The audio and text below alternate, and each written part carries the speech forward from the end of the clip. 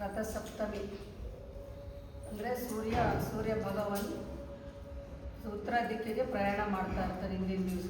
ಅಂದರೆ ಅವನು ಇವತ್ತು ದಕ್ಷಿಣದಿಂದ ಉತ್ತರ ದಿಕ್ಕಿಗೆ ಪ್ರಯಾಣ ಮಾಡ್ತಾ ಇರುವಾಗ ಸ್ವಲ್ಪ ಪ್ರಖರತೆ ಜಾಸ್ತಿ ಆಯ್ತು, ಅಂದರೆ ಸೂರ್ಯನ ಬಿಸಿಲು ತಾಪಮಾನ ಜಾಸ್ತಿ ಆಗುತ್ತೆ. ಗೊತ್ತಾಗುತ್ತಲ್ಲ ಇನ್ಮೇಲೆ ಎಷ್ಟು ಬಿಸಿಲಿರುತ್ತೆ, ಇಷ್ಟು ದಿವಸ ಸ್ವಲ್ಪ ಚಳಿ ಇರುತ್ತೆ. ಸೂರ್ಯ ಹುಡ್ತಾ ಇರಬೇಕಾದ್ರೇ ಸೂರ್ಯನ ಭಗವಂತ ತುಂಬ ಇರುತ್ತೆ ಹೇಳೋದು. ಸಂಕ್ಷಿಪ್ತವಾಗಿ ಹೇಳ್ತಾ ಇದ್ದೀನಿ. ಸೂರ್ಯ 7 ಕುದುರೆ ಮೇಲೆ ಬರೋದು, ಅಂದರೆ 7 ಕಲ್ಲರ್ಗಳು, 7 ಚಕ್ರಗಳು, ನಮ್ಮ ಶರೀರದಲ್ಲಿರೋ ಚಕ್ರಗಳನ್ನು ಇಂಡಿಕೇಶನ್ ಮಾಡುತ್ತೆ. 7 ವಾರಗಳು, ಈ ಥರ ತುಂಬ ಇದೆ ಹೇಳೋದು. ಸಂಕ್ಷಿಪ್ತವಾಗಿ ಮಾತ್ರ ಹೇಳ್ತಾ ಇದ್ದೀನಿ ಸೂರ್ಯ ಭಗವಾನ್ ಬಗ್ಗೆ. ರಥಸಪ್ತಮಿಯ ದಿವಸ ಅವನು ದಿಕ್ಕನ್ನು ಬದಲಾಯಿಸಿ ಹೊರಟಾಗ ಅವನದು ಪ್ರಖರತೆ ಜಾಸ್ತಿ ಆಗ್ತಾ ಹೋಗುತ್ತೆ.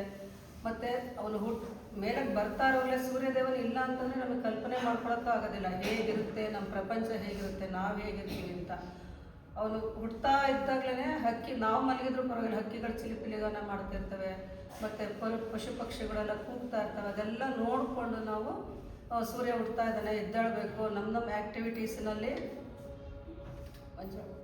ನಮ್ಮ ಆ್ಯಕ್ಟಿವಿಟೀಸ್ನಲ್ಲಿ ನಾವು ಭಾಗವಹಿಸಬೇಕು. ಬೆಳಗ್ಗೆ ಎದ್ದು ನಾವು ಯಾವ ರೀತಿ ಇದು ಮಾಡಬೇಕು ಅನ್ನೋದನ್ನು ನಾವು ತಿಳ್ಕೊಳ್ತಾ ಹೋಗ್ತೇವೆ. ಅಂದರೆ ಈಗ ಮಲಗೇ ಇರ್ತೀವಿ ನಾವು, ಆ ಸೂರ್ಯ ಉದಯ ಆಗ್ತಿರ್ಬೇಕಾದ್ರೆ ಅವೆಲ್ಲ ಶಬ್ದ ಮಾಡ್ತಿರ್ಬೇಕಾದ್ರೆ ನಮ್ಗೆ ಎದ್ದೇಳಬೇಕು. ನಮ್ದು ಏನಿದೆ ಆ್ಯಕ್ಟಿವಿಟೀಸ್ ಡೈಲಿ, ನಾವು ಸ್ಕೂಲ್ಗೆ ಹೋಗೋದಾಗಲಿ, ಮಕ್ಳುಗಳು, ನಾವು ಅಡುಗೆ ಮಾಡೋದಾಗಲಿ, ಆಫೀಸ್ಗೆ ಹೋಗೋದಾಗಲಿ ಎಲ್ಲ ಮಾಡ್ಕೋಬೇಕು ಅಂತಂದರೆ ನಮಗೆ ಮನಸ್ಸು ಬರೋದೇ ಸೂರ್ಯ ಹುಡ್ತಾ ಇರೋವಾಗಲೇ ನಮಗೆ ಮನಸ್ಸು ಬರೋದು. ಸೂರ್ಯ ಹುಟ್ಟಲಿಲ್ಲ ಅಂತಂದರೆ ನಾವು ಮಲಗೇ ಇರ್ತೀವಿ.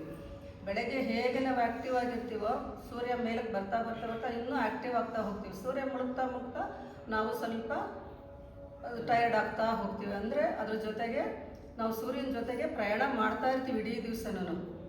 ಅಂದರೆ ಪಶು ಪಕ್ಷಿಗಳು ಹೇಗೆ ತಮ್ಮ ಗಾನಗಳನ್ನು ಶುರು ಮಾಡ್ತಾವೋ ಅದೇ ಥರ ನಾವು ಎದ್ದು ನಮ್ಮ ಚಟುವಟಿಕೆಯನ್ನು ಪ್ರಾರಂಭಿಸ್ತೀವೋ ಸೂರ್ಯ ಭಗವಾನ್ಗೆ ನಾವು ಥ್ಯಾಂಕ್ಸ್ ಹೇಳಬೇಕು. ಅಂದರೆ ಅವನಿಲ್ಲ ಅಂತಂದರೆ ನಾವು ನಮ್ಮ ಶರೀರಕ್ಕೇನೂ ಆರೋಗ್ಯ ಸಿಗೋದಿಲ್ಲ.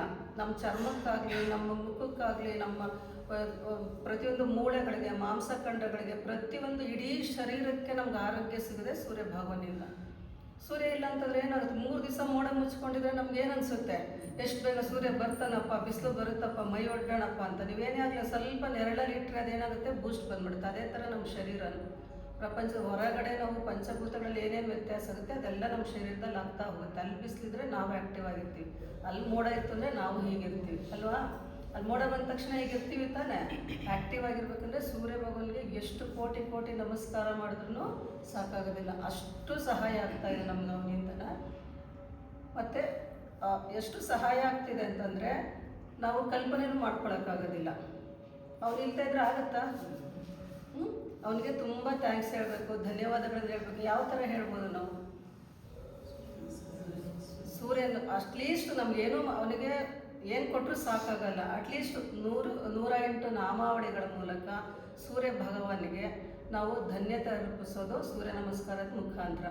ಯೋಗ ಸ್ಟೂಡೆಂಟ್ಸ್ ನಮಗೇನೂ ಮಾಡೋಕ್ಕಾಗೋದಿಲ್ವಾ, ಸೂರ್ಯನ ನಮಸ್ಕಾರ ಮಾಡಿದ್ರು ಸಾಕು, ಸೂರ್ಯದೇವ ನಿನ್ನ ಆಶೀರ್ವಾದ ಇರಲಿ ಅಂತೇಳಿ ಮಾಡಿದ್ರು ಸಾಕು. ಎಲ್ಲರಿಗೂ ನಾನು ಹೇಳ್ತಾ ಇರೋದು, ಎಲ್ಲರೂ ಸೂರ್ಯ ನಮಸ್ಕಾರ ಮಾಡೇ ಅವನಿಗೆ ಕೃತಜ್ಞತೆ ಸಲ್ಲಿಸಬೇಕು ಅಂತ ಇಲ್ಲ. ಎಲ್ಲೆಲ್ಲಿ ಇರ್ತಿರೋ, ಯಾರ್ಯಾರು ಮಾಡೋಕ್ಕಾಗೋದಿಲ್ವೋ ಮನೆಗಳಲ್ಲಿ ಅವರು ಸೂರ್ಯ ಭಗವಾನ್ಗೆ ಕೈ ಮುಗಿದ್ರೂ ಸಾಕು. ಮುಂಚೆ ಎಲ್ಲ ಸೂರ್ಯ ಹುಟ್ಟಕ್ಕೆ ಮುಂಚೆ ನಾವು ಎದ್ದೇಳಬೇಕು ಅಂತಿತ್ತು, ಇವಾಗ ಎದ್ದೇಳ್ತೀವ? ಅವನು ಎದ್ದು ಬಂದಮೇಲೆ ನಾವು ಎದ್ದೇಳ್ತೀವಿ. ಸೂರ್ಯ ಹುಟ್ಟಕ್ಕೆ ಮುಂಚೆ ಬಾಗಿಲಿಗೆ ನೀರು ಹಾಕಬೇಕು, ರಂಗೋಲಿ ಹಾಕಬೇಕು ಅಂತ ಹೇಳ್ತಾ ಇದ್ದಿದ್ದು ಅವಾಗೆಲ್ಲ. ಬಿಸಿಲು ಬಂದಮೇಲೆ ರಂಗೋಲಿ ಹಾಕಬಾರ್ದು ಅನ್ನೋ ಪದ್ಧತಿ ಇತ್ತು. ಎಷ್ಟು ಜನ ಅಳವಡಿಸ್ಕೊಂಡಿದ್ದೀವಿ ನಾವು ಈಗಿನ ಕಾಲದಲ್ಲಿ. ಸೂರ್ಯ ಹುಟ್ಟಿದ ಮೇಲೆ ಮಧ್ಯಾಹ್ನನೂ ಹಾಕ್ತೀವಿ, ಸಾಯಂಕಾಲ ಹೊತ್ತು ಕೆಲವರು ಹಾಕ್ತಾರೆ. ಆ ಥರ ಸೂರ್ಯ ಹುಟ್ಟಕ್ಕೆ ಮುಂಚೆ ರಂಗೋಲಿ ಹಾಕಿ ಅವನಿಗೆ ಬರೋದಕ್ಕೆ ಕಾಯ್ತಾ ಇರಬೇಕಾಗಿತ್ತು ನಾವು. ಅವ್ನು ಬರೋಕ್ಕೆ ಮುಂಚೆ ನಾವು ರಂಗೋಲಿ ಹಾಕಿ ಅದು ಫ್ರೆಶ್ ಆಗಿರಬೇಕು, ಅದು ಅವನ ಆಶೀರ್ವಾದ ಸಿಗಬೇಕು. ಆ ಥರ ಇದನ್ನೆಲ್ಲರೂ ಉಪಯೋಗ ಪಡ್ಕೊಳ್ಳೋಣ. ಸೂರ್ಯ ಭಗವಾನ್ಗೆ ಈ ಮೂಲಕ ಧನ್ಯತೆ ಅರ್ಪಿಸೋಣ. 108 ಸೂರ್ಯ ನಮಸ್ಕಾರ.